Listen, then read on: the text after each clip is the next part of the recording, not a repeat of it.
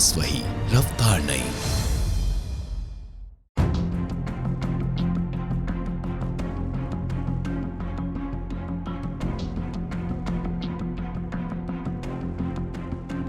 नया साल आने वाला है। कुछ घंटों में नए साल का जश्न शुरू हो जाएगा। इसके पहले गुजरते हैं यादों के गलियारों से और देखते हैं एक साल क्या रहा बिहार का हाल। देश के साथ ही बिहार में कोरोना वायरस के चलते 2020 का एक बड़ा हिस्सा थमा रहा। इसके बावजूद बिहार के हिस्से कई उपलब्धियां आई। होली के जश्न के बाद बिहार में कोरोना की दस्तक दर्ज की गई। 22 मार्च को मुंगेर से कोरोना वायरस के पहले मामले की पुष्टि हुई।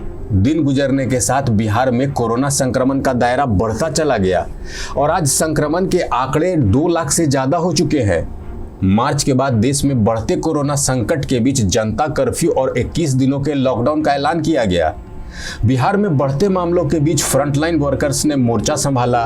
कोरोना संक्रमण की रोकथाम के लिए पोलियो उन्मूलन की तर्ज पर खास प्रोग्राम चला। इसका नतीजा हुआ कि मरीजों को तुरंत इलाज पहुंचाई जाने लगी। जांच का दायरा लगातार बढ़ने लगा। कोरोना मरीजों के ठीक होने की औसत नेशनल एवरेज से भी ज्यादा हो गई।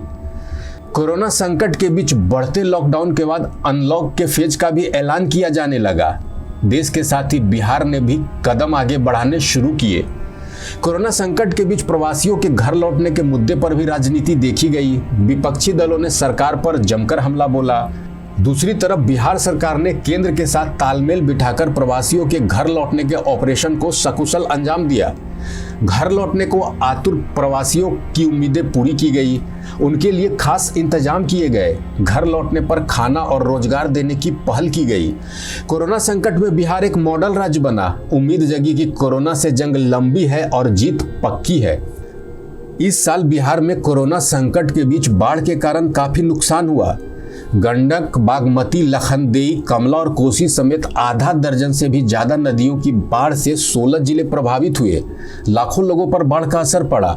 सालों से जारी बाढ़ की विभीषिका इस बार भी देखने को मिली। गांव बाढ़ के पानी में डूब गए। लोगों ने सड़कों पर शरण ली। हजारों एकड़ में फैले उपजाऊ खेत पूरी तरह डूब गए। हालांकि सरकार ने हर पीड़ित तक मदद भी पहुंचाई। कोरोना संकट के बीच सितंबर से बिहार चुनाव की सुगबुगाहट शुरू हो गई। बिहार में चुनावी तारीखों का इंतजार किया जाने लगा। विपक्षी दलों ने चुनाव टालने की मांग की, लेकिन चुनाव आयोग ने संक्रमण प्रूफ चुनाव के लिए 3 चरणों में मतदान का ऐलान किया। सुरक्षा के तमाम उपाय लागू करने के निर्देश दिए गए। चुनाव को लेकर प्रचार का दौर शुरू हुआ। इसी बीच बिहार को कई सौगातें मिली। 86 साल बाद मधुबनी और सुपौल के दिल जुड़ गए। पीएम मोदी ने ऐतिहासिक कोसी रेल पुल की सौगात बिहार को दी। इसके साथ ही कई ट्रेनों का तोहफा भी दिया गया। पटना के गांधी सेतु के एक लेन को चालू किया गया। राजगीर में ग्लास ब्रिज भी बनकर तैयार हो गया। बिहार के लिए सबसे बड़ी उपलब्धि कोरोना संकट में चुनाव की रही। दुनिया के कई देशों ने कोरोना संकट में चुनाव को टाल दिया था। इस मुश्किल घड़ी में बिहार आगे बढ़ा और चुनाव को सफलतापूर्वक अंजाम दिया। बिहार के उत्साही वोटर्स ने कोरोना संकट को धता बताकर बम्पर वोटिंग की और नीतीश कुमार के नेतृत्व में एनडीए सरकार को चुना। कोरोना संकट के बावजूद बिहार की गौरव गाथा जारी रही। चुनाव में बिहार ने दुनिया के सबसे पहले गणतंत्र वैशाली का मान बढ़ाया और आज एक सशक्त बिहार नए साल का स्वागत करने के लिए तैयार है।